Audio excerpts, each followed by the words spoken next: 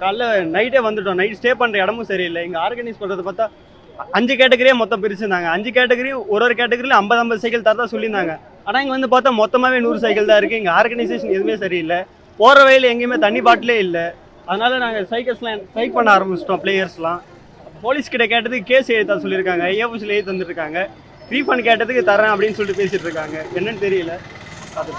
அதனால் ராமநாதபுரம் மாவட்டத்துலேருந்து லாங் 2 நாள் லீவு கூலி ராமநாதபுரம் மாவட்டத்துலேருந்து வரேன் சார். 2 நாள் வேலை இல்லாமல் ஒரு 300 ஃபீஸ் சார். நான் ஒரு 100 என்ட்ரன்ஸ் ஃபீஸ் கட்டினா கூட பிரம்மாண்டமாக வச்சுருப்பாங்க சார். இன்ட்ரெஸ்ட்டாக இருக்கும், எங்களுக்கு ஒரு மோட்டிவேட்டாக இருக்கும். இங்கே வந்ததுலேருந்து இந்த மாரத்தாங்கிற இன்ட்ரெஸ்ட்டே போயிடுச்சு சார். ஆர்கனைஸ் பண்ணுற கமிட்டின்னு யாருமே வரல. போலீஸ் மட்டும் தான் இருக்காங்க. அகாடமிலேருந்து அகாடமின்னு சொல்கிறாங்க. ஆனால் அகாடமிலேருந்து யாருமே இல்லை.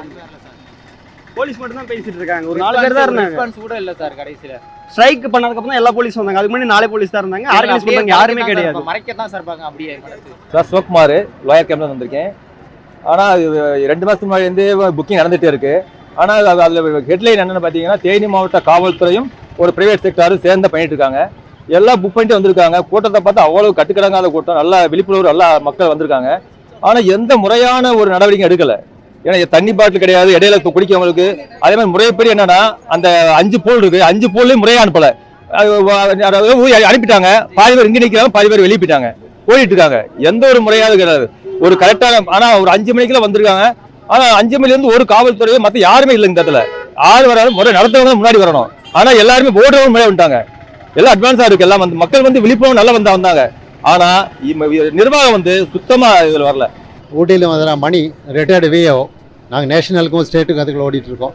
இங்கே ஆக்சுவலாக ஒரு ப்ராக்டிஸ், அதே சமயம் ப்ரைஸ் இருக்குன்னு நினச்சிட்டு வந்தோம். வரும்போது எந்த ஒரு ஆர்கனைசேஷனும் கரெக்டாக இல்லை. நம்பரும் கரெக்டாக தரல எங்களுக்கு. நேற்று நம்பரும் தரல, டிஷர்ட்டும் சும்மா எடுத்து கொடுத்தாங்க. இப்பயும் காலையில் ஏதோ நம்பர் கொடுத்தாங்க. நான் எந்த ஈவெண்ட்டுமே கரெக்டாக நடக்கலை. நான் ரொம்ப ரொம்ப மோசமாக இருந்துச்சு. இனிமேல் இந்த மாதிரி இருக்கக்கூடாது, நல்லா நடத்தணும்னு நினைக்கிறேன். ஏன்னா நாங்கள் ஃபுல்லாக ஸ்போர்ட்ஸுக்கு 40 வருஷமாக ஓடிட்டுருக்கேன். காலேஜ்லேருந்து ஓடிட்டுருக்கேன். இப்போ ரிட்டையர் ஆகி 10 வருஷம் ஆகுது.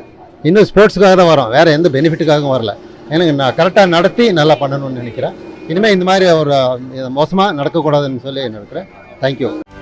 செய்திகளை உடனுக்குடனும் துல்லியமாகவும் தெரிந்து கொள்ள சப்ஸ்கிரைப் பண்ணுங்க.